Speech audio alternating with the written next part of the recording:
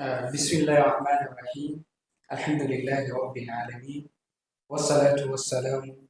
على رسول الله العمين وعلى آله وصحبه هداة المهتدين ومن تبعهم بإحسان إلى يوم الدين حق قدره ومقداره العظيم. Halarar manyan malamai da muke tare da su a wannan gobe albarka, kowa da sunansa da laƙabinsa duba da lokaci. Halarar 'yan uwa wanda muke tare da su ɗalibai, ina yi muku sallama irin ta addinin musulunci. Assalamu alaikum wa rahmatullahi ta'ala wa barakatuhu. Wannan topic wanda aka tattauna a nan topic ne mai faɗin gaske, amma Malam Ibrahim ya yi ƙoƙari ya taƙaice mana shi a awa ɗaya, wanda topic ne da yake da alaƙa da sauran topics ɗin da aka tattauna a kwanaki biyu da suka gabata, wanda na farko yana da alaƙa da janabin Annabi sallallahu alaihi wasallam, na biyu kuma yana da alaƙa da kasancewar muke da shi. Kai kana da dan cewa larabci bai da muhimmanci, Allah subhanahu wata'ala zai zaɓe shi ya saukar da alƙur'ani da shi? Ai iya saukar da alƙur'ani da Allah ya yi da larabci ya ishi larabci muhimmanci, ya ishe shi falala. Allah subhanahu wata'ala ya saukar da shi da alƙur'ani, kuma ayoyi masu yawa Allah ya gaya mana cewa ya saukar da alƙur'anin da larabci, wanda wannan tahsilul hasilin kai kana ji ka san da larabcin aka saukar. Sannan Allah ya ƙara zuwa ayoyi ya ce ya saukar da shi alƙur'ani, ya saukar da shi da larabcin, wanda duba da lokaci ba zan fassara ayoyin ba, kawai zan karanto su don 'yan uwa su ji. Daga cikin waɗannan ayoyin akwai faɗin Allah subhanahu wa ta'ala da yake cewa wa innahu latanzilu rabbil alamin nazala bihi ruhul amin ala qalbika litakuna minal munzirin bilisanin arabiyyin mubin. A wata ayar Allah subhanahu wa ta'ala yana cewa inna anzalnahu qur'anan arabiyyan la'allakum taqilun. A wani wajen yana cewa wa kadhalika anzalnahu qur'anan arabiyyan wa sarrafna fihi min al-wa'id la'allahum yattaqun aw yuhdithu lahum dhikra. A wani wajen yana cewa qur'anan arabiyyan ghayra si'i wajin la'allahum yattaqun. A wani wajen yana cewa inna ja'alnahu qur'anan arabiyyan la'allakum taqilun. Da sauran ayoyi masu yawa wanda Allah subhanahu wata'ala a ciki yake nuna cewa ya saukar da wannan qur'anin da harshen larabci, wanda kuma Allah subhanahu wata'ala ya umarce mu da mu dinga tadabburin ayoyin, wanda babu wata hanya da za ka yi tadabburin ayoyin qur'ani ba tare da ka san larabci ba, tunda tadabburi yana buƙatar ka san ma'ana. Shi kuma in baka san larabci ba za ka iya gane ma'anar ba, balle kai tadabburin. Duk yadda kai ƙoƙarin kai kushu'i ba za ka iya gano asalin abin da Allah subhanahu wata'ala yake nufi ba. Idan muka duba za mu ga falala ta biyu da larabci yake da shi shine Annabi sallallahu alaihi wasallam da ya zama balarabe. Annabi sallallahu alaihi wasallam balarabe,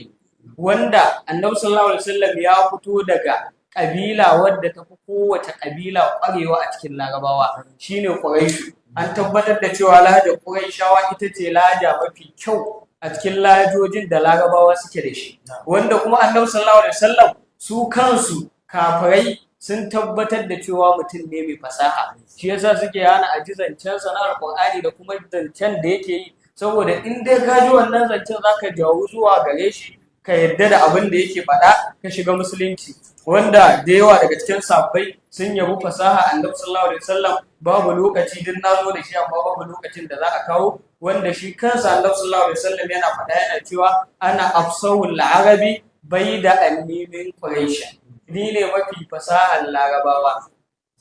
ni ne mafi fasahar larabawa. Wanda idan ka duba wannan magana ta Annabi sallallahu alaihi wasallam ka kalli yadda yake magana, zaka ga fasaha a fili. Daga cikin abubuwan da Allah ya ba Annabi a harshe shine jawami'ul kalim, wanda al-ijaz, wanda ijazu hasfin da ijazu asrin da ake da shi a balaga, in ka kware a cikin sa yana daga cikin abubuwan da suke nuna cewa mutum ya kware a cikin larabci. To Annabi sallallahu alaihi wasallam ya kibanta da wannan magana ce guda ɗaya zai faɗa, amma sai ka rubuta littafi mai mujallati 100 a kanta. Sannan saboda kwarewa Annabi a cikin larabci akwai kalmomi waɗanda babu su a larabci, shi ya kirkiro su. Dukkan ɗaliban larabci sun san wannan. Daga ciki akwai irin su al'ana hamiyar wa is. Larabawa ba san wannan uslubin ba sai da Annabi ya zo. kamar su man nazara min siril babi au kama qala faqad damara. Kalmar damara Larabawa ba san ta ba sai da Annabi sallallahu alaihi wasallam ya kata. Da sauran irin waɗannan abubuwan wanda suke nuna ƙwarewa Annabi sallallahu alaihi wasallam a cikin larabci, wanda idan ka duba zaka ga cewa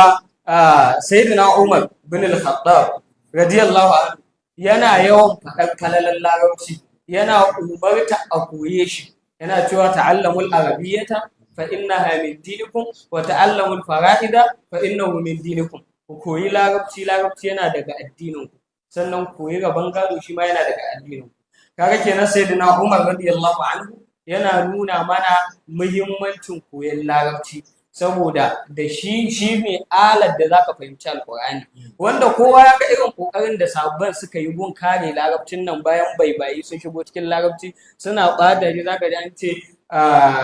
ayan nan ta cikin suratul tauba minal mushrikina da babawan yazo sai ya ce wa rasuli, wanda wannan idan ka karanta da wannan ma'anar fita daga musulunci ce ka haɗa annabi da mushrikai. Amma yadda ayat take annallaha bari'un minal mushrikina wa rasuluhu, to kaga wannan yana daga cikin muhimmancin larabci, wanda anan ne suka gane ya kamata fa a rubuta ilimin nahu, wanda in ba a rubuta ilimin nahun nan ba za a zo a dinga yi wa nassoshi fassarar gatari. To su kuma duk inda kaga mutanen nan za ka ga kokari suke su nuna cewa larabcin bai da muhimmanci, duk da cewa kakan nasu ibnu taymiya shi ma ya faɗi dole ne a koyi larabci don fahimta addini. In ba larabci ba za ka fahimci addini ba kwata-kwata. Akwai magana su wadda mashhuriya ce, dukkan ɗaliban larabci da ɗaliban addini duk sun san wannan magana, ba a buƙatar sai an faɗi marja'i ko sai an faɗi inda za a je a ganta. Yana faɗa yana cewa اللغة العربية من الدين ومعرفتها فرض واجب فإن فهم الكتاب والسنة فرض ولا يفهم إلا بفهم اللغة العربية وما لا يتم الواجب إلا به فهو واجب. ابن تيمية yace yaren larabci ko harshen larabci gaba ɗayansa yana cikin addini, daga addini ne, ba yadda za a ka zo ka fitar da larabci daga cikin addini. Yace wa ma'rifatuha fardun wajibun, sanin harshen larabci dole ne. Fa inna fahmal kitabi was sunnati fardun, yace fahimtar alqur'ani da sunna farilla ne. Wala yufhamu illa bi fahmil lugatil arabiyyati, yace fahimtar alqur'ani da sunna ba zai taɓa yiwuwa ba sai da fahimtar larabci. Sai yace wa ma la yatimul wajibu illa bi fa huwa wajibun, duk abinda wajibi ba zai cika da shi ba zai cika in ba shi ba, to wannan abin wajibi ne. Sanin addini, fahimtar alqur'ani da sunna wajibi ne. Ba yadda za a yi ka fahimci alqur'ani da sunna sai ka san larabci, to saboda haka sanin larabci wajibi ne. Wannan malamin su ne ibnu taymiya yake faɗa. Amma abin da ya bani mamaki, akwai wani daga cikin malaman su da aka zarge shi cewa bai iya larabci ba, wani da ya zo kare shi a cikin malaman sai yake nuna cewa to larabcin me, ai ba aqida ce bai iya ba, larabci ne bai iya ba sai me, wanda ta yaya zaka fahimci aqidar baka iya larabci ba, bayan annabi sallallahu alaihi wasallam balarabe ne kuma shine mamba'i na aqida, alqur'ani balarabe ne, wanda waɗannan abubuwan guda biyu sune masadir asasiyai na at-tashri'ul islami, alqur'ani da sunna. To shi yasa zaka samu suna yawan samun matsala gun magana da gun karanta nassi da fahimtar nassi, wanda duk rauninsa a larabci ne yake kawo haka. Akwai al-Imam Sabuni mai sabbatar tafasir, akwai wani mashhurin bidiyarsa da yake yi wa irin mutanen nan gaddi. Wani ya zo yana koyar da littafin Bukhari, sai ya zo babi na halqar zikiri, hilaquz zikiri, sai ya ce halquz zakari, ya ce halquz zakari, babu halquz zakari, wanda ai ba zai fasari ba, wanda wannan magana ce mai girma. Aka ce wai malam harkun da gari, ya ce to aka ce annabi babi ne wanda Bukhari akan halkar zikiri da ake haduwa a yi zikiri, ya kawo hadisai da suke nuna cewa za a haɗa a yi zikiri da yadda sakwai suke haduwa a yi zikiri. Shi ne daki sai mai wannan karantawa ta gatari, wanda wannan ya daidai da babban malamin su na nan da ya fassara labinu da labanu, tubali ya fassara shi da nono, ya ce a zuba wanda ya mutu nono. ake ce malam nono fa yace ai yace a zuwa bai. To da so irin waɗannan matsalolin wanda shi kansa babban malamin nasu da muka kafa hujja da shi Ibn Taymiyyah raunin nasa ko zan ce rauni sanin wato larabcin da ba a fahimce shi ba da gaske shi yasa ake kore abubuwa da yawa da ya tashi kawai sai yawan malamin balaga fatali da majazi ya ce babu shi saboda yana ganin cewa majazi zai hana shi rawar gaban hantsi gun tabbatar da sufofi kamar yadda maulana ko ya faɗa cikin azahirar salafiya za ka ga shi kansa duk maganganun da ake yi na cewa Allah ya tabbu yana kan al'arshi istawa alal arshi shi ma dai raunin a larabci ne yasa ake cewa ya zauna dandare yana zaune a kai irin zaman da muke yi akwai malamin da ya ce yadda na zauna akan kujerar na haka Allah yake zauna akan al'arshi wanda wannan ko a Hausa ai akwai majazi yanzu misali idan na ce yanzu gwamnan da yake kan karagar mulkin Kano Abba Gida Gida ne ba shi ne akan mulkin ba amma yanzu yana kan kujera ko da yaushe ne kujera ce kawai wanda yake akan ta a majazi shi yasa sai a ce wanda yake kan kujerar mulki Abba Gida Gida ne amma kujerar ta majazi ba ko yaushe kawai in kaji akan kujera zaka same shi ba to irin wannan istiwa'i shi yasa malaman balaga suke cewa istiwa'i ne wanda ya dace da Allah ba wai istiwa'i bane wanda zaka zo kana faɗa istiwa'i ne na majazi ba wata hanya da za a gaya mana abun mu gane sai da amfani da wannan shi yasa sai Allah ya amfani da kalmar dan mu gane duk da cewa Maulana ko akwai wata tsohuwar lacca da ya ce gaba ɗaya da ake fassara istiwa'i da daidaito larabcin ne ba a sani ba kawai ya ce kalmomin da suke ɗaukar daidaito kalmomi ne guda biyu akwai sawa akwai sauya ya ce amma babu inda a cikin alkur'ani kalmar istiwa take ɗaukar daidaito kaga duk magana cewa majazi ne rashin sanin larabci ne yasa suke cewa yana zaune ita ma kalmar istiwa'in da ake mata fassarar gatari shi ma rashin sanin larabci ne wannan kenan idan muka ɗauki shi babban nasu yanzu idan ka sako babban malamin da ake ji da shi a Kano shine a rijiyar lemo ko yanzu ba wanda suke ji da shi kamar sa wanda shine kudiri a tafiyar tasu musamman a Najeriya to shi ma duk da karatun da yake da shi bai kubuta daga samun irin waɗannan matsalolin ba duk wanda yake bibiyar Facebook ya ga yadda aka yi ta taɓa tsakaninsa da Dr. Ahmad Tijani Al-Azhari tun daga littafin da ya rubuta na Diyar Faida in ya so ara fil mizan wanda malamin namu ya yi kokari ya fito da kurakurai na larabci wanda duk wanda yake so take zuwa ya je duba babu lokacin da zamu yi tafsiri akan haka sannan a kwanan nan da aka tuwo wasu yara suke mai rashin kunya ba zai kula su ba sai ya ɗauko shi ya ce akwai wahamomi da malamin nan nasu yi daga ciki akwai wanda na ji ya kawo wanda ko ɗalibin firamare ba zai iya wannan mistake ɗin ba ya ce inna Allah ka taba maƙadiril kalki ba maƙadira ba maƙadiril kalki haka ya karanta ba wanda duk ɗalibin firamare na larabci ya san cewa makulun bihi masu biyu duk da dakta ya taɓa mu ya ce ta a larabcin Kano ne ake samun makulun bihi majruri amma dai babu wani buk da makulun bihi yake zama majruri duk inda makulun bihi yake mansubi ne sai daidai da wani malami da ya zo fasa wa katala Dawudi da Aluta zai ce ɗaya ya kashe ɗaya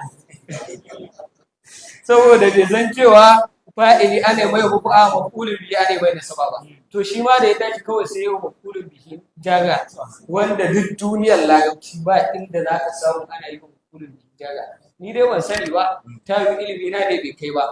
sannan akwai wata kadiya wadda ta faru akan littafin Maulana ko Sha'i'ur Rasulillah wanda ya dubi baitocin Shehu Ibrahim radiyallahu anhu ta bangaren adabi wanda duk ɗalibin larabci idan ya karanta littafin zai burge shi kwarai da gaske to a wannan littafin Maulana ko ya yi ihdadin littafin sadaukarwa kenan ko ya yi sadaukar da shi ga Maulana Sharif Ibrahim Salih Al-Husaini sai ya ce ilal ladhi tarahu fatakhala al-habiba sallallahu alaihi wasallam da Dr. Sani ya tashi fasa wannan sai ya ce wai zuwa wanda idan ka gan shi zaka ga annabi to duk duniyar larabci ni dai ban san inda wannan fi'ilin yake ɗaukar gari ba duk inda ka same shi zaka ga daga takhyil ne, yana ɗaukan wahami ne ko zato ko sani, amma da ya tashi kawai sai ya yi fassarar gatari ya ce in ka gan shi ka ga annabi, wanda Maulana ko yana nufin cewa idan ka ga Sharif za ka san annabi, ko idan ka ga Sharif za ka zaci annabi, wanda ai akwai ayar da take tabbatar da wannan ma'ana a cikin alkur'ani ko yukhayyalu ilayhi min sirrihim anna tas'a, kaga wahami ne yake sawa su suke ganin cewa wannan wato abubuwan da aka yi suna tafiya bayan ba tafiya suke ba. To abinda Maulana Kofi yake nufi kenan da ya tashi sai fassarar gatari, wanda akwai gurare da yawa da ake samun wannan matsala. To ba shi ba har ƙananan zaka samu a mafi yawan lokaci ana samun wannan matsalar. Akwai wannan mutumin na Bauchi wanda ni da wannan kowa ya sauke kwaɗe ne har aibi a rabiya. Akwai wata huɗuwa da tun da nake wata gani an ci mutuncin larabci kamar wannan huɗuwar ba. Bara da sa wa 'yan uwa su ji huɗuwar idan za a yi dariya kwarai da gaske.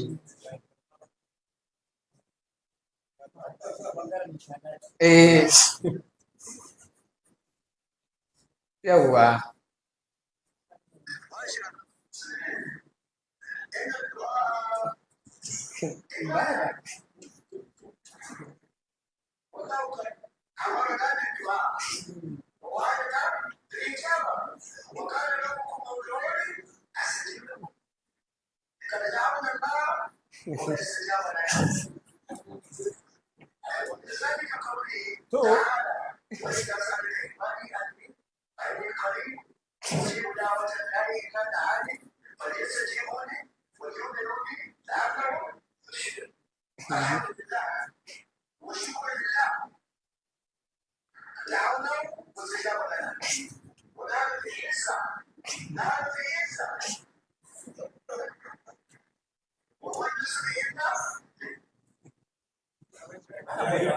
Akwai sauran ai gaba ya fi abin dariya.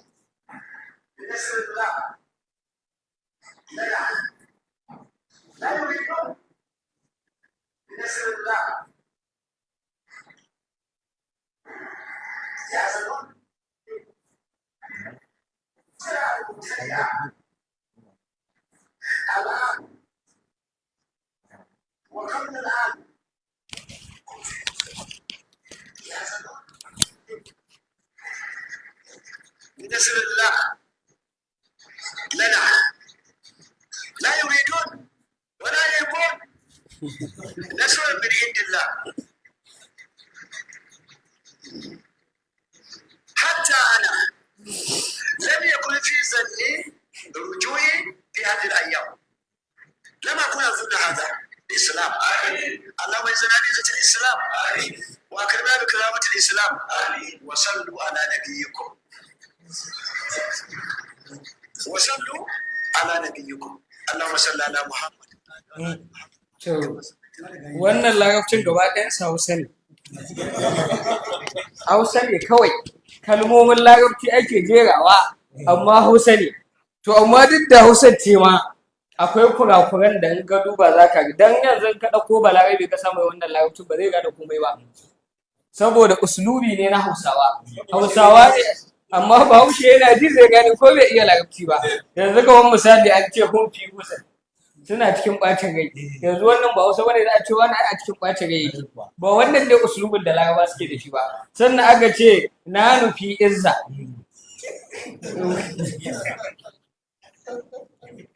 na nufi izza, na nufi izza. Yanzu dan gewan Allah izza a haka ma ba a sa mata abu da lanjaye ba, ta zama mai ma'arifa, wanda shi ma Hausa ne kawai muna cikin izza. Hausa ne ake cewa ai muna cikin izza, amma a larabci ne Allah yake cewa al-izzatu lillahi, sai ce al-izzatu lana, amma za ka ce na nufi izza. Sannan akwai inda za ka ji a ƙarshe inda ya fi komai ban dariya shine wai salati ma wai sai an ɓata, wai aka ce sallu ala nabiyukum, ga ala amma na biyu, duk inda ala take jaga take wa suna, amma shi malam da ya tashi kawai sai mai gofa, kuma da aka tashi aka ƙara maimaitawa sallu ala na biyu ko jaki ne dama ya za an samu wani ya sanna aka ce min zalika qauli, qauluhu ai mubtada ne, min din je ta dauke shi sai wanda qaulu mubtada ne wanda aka jinkirta shi ya zama mu'akkad, kawai sai ya dauke shi ya mai jaga kawai. Shi ko duk inda mubtada yake a larabci manfu'i, to yanzu fa wannan ne zai ce wai zai dauki jawahirul ma'ani ko zai dauki qur'ani ya dauko ya istinbadi. Yanzu a jin saji yake shi da maluku kansu daya, yadda maluku zai karanta alqur'ani ya istinbadi, ya karanta hadisi ya istinbadi, shi ma ka zai karanta. Kuma wai PhD ce, ni na rasa ina aka yi wannan PhD sai dai kwata nan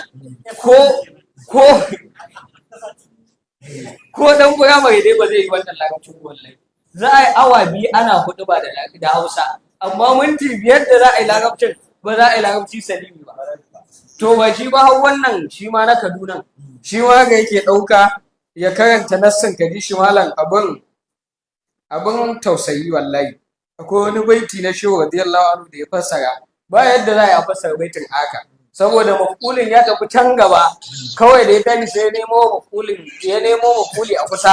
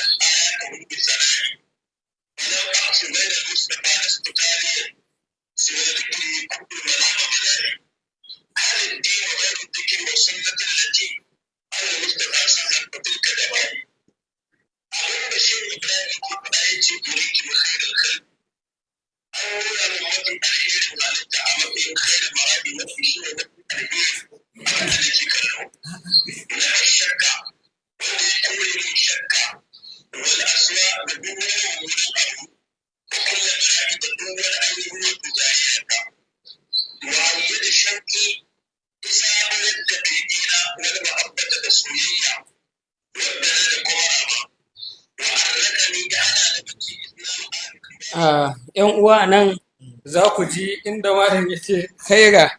mara'i ko? Kaga ta yiwu almara'i yake ko menene na Saudiyan nan shi ne a ran malam kawai sai canza kalmar ya mayar da ita haka. To muhallin shahidi shi ne malam bai iya fassara nassin daidai ba. Ya ce wai an gwada mun mafi alkhairin halitta, ba haka fassara take ba. Saboda ya ɗauki annabi sallallahu alaihi wasallam shi ne maf'ulin sani ɗin, wanda ba haka bane ba kwata-kwata. Shi Shehu radiyallahu anhu shi ne na'ibul fa'il ɗin anan. Wagita ko? Khaira mara'i shi ne maf'ulin sani, wanda gashi nan ma ya ɗauki nasba, wanda daman a ƙa'ida harshen larabci idan aka samu na'ibul fa'il sai ya zamo fi'ilin yana ta'addi zuwa maf'ulai guda ko zuwa uku. To shi na'ibul fa'il ɗin yana ɗaukar rufu'a kamar yadda take a ƙa'ida, amma maf'uli na biyu nasaba sai yake ɗauka. Wannan ne yasa a can sai Shehu radiyallahu anhu ya ce khaira mara'i. Shi kuma bai kai ga karki da ta shigo tsakiya ita ta rikita shi, kawai sai ya ɗauki annabi sallallahu alaihi wasallam sai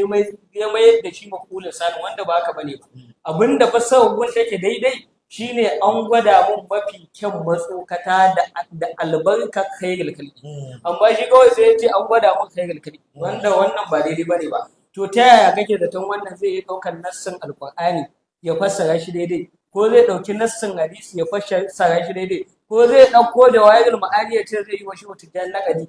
Ta yaya za a fahimci nassin haka? Akwai misalai da yawa wanda suke nuna rauninsa a larabci, amma duba da lokaci za mu tsaya a nan. kuma muna yi musu nasiha da cewa lallai a koma a koyi larabcin nan, lallai a koma a koyi larabcin nan. In har an koyi larabcin an iya shi, ba za a dinga yi wa malaman mu hawan kawara ba. Ban san ta yaya mutum baya iya jan baki zai ɗauki jawahirul ma'ani ya ce zai na ƙaddalla. Na rasa gane ta yaya za a yi haka. Yana da kyau idan za ku kawo yara da za su dinga yi, kuma za ku yi ku je ku koya musu karatu da gaske,